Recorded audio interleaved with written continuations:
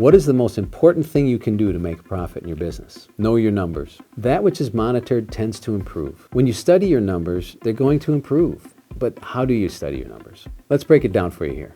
Number one, close your books every month. Too many businesses are weak on the monthly close. You have to insist on getting your numbers every month. So say the month of October just finished. You need to know how you did in October no later than about the 20th of the following month. And if you can get those numbers sooner, all the better. You need to know what happened last month as soon as possible so that you can make the necessary adjustments. Second, get a complete financial package. A complete financial package contains 3 statements, right? First, there's a P&L, sometimes called a profit and loss or an income statement. This shows you how you did last month compared to either the prior month or the same month last year, whichever is more meaningful to you. You should also produce a year-to-date P&L compared to the previous year-to-date so you can have that to compare as well. Then you need to see a balance sheet.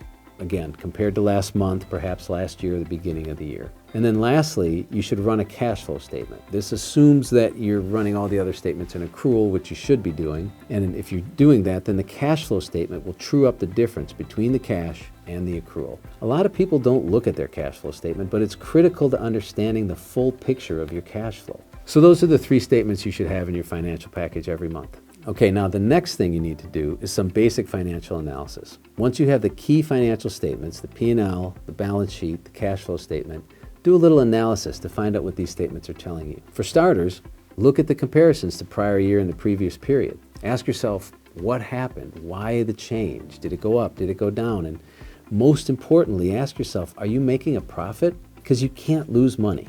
Your P&L doesn't lie. Either you're making money or you're going deeper in debt. And you have to be honest with yourself. If you're spending too much, cut spending. If you're not charging enough or not selling enough, make whatever adjustments you have to make so that you don't lose money. Now, look at your balance sheet. How's cash in the bank? That's the first thing you're going to look at, right, is your cash. Now compare your current assets to your current liabilities.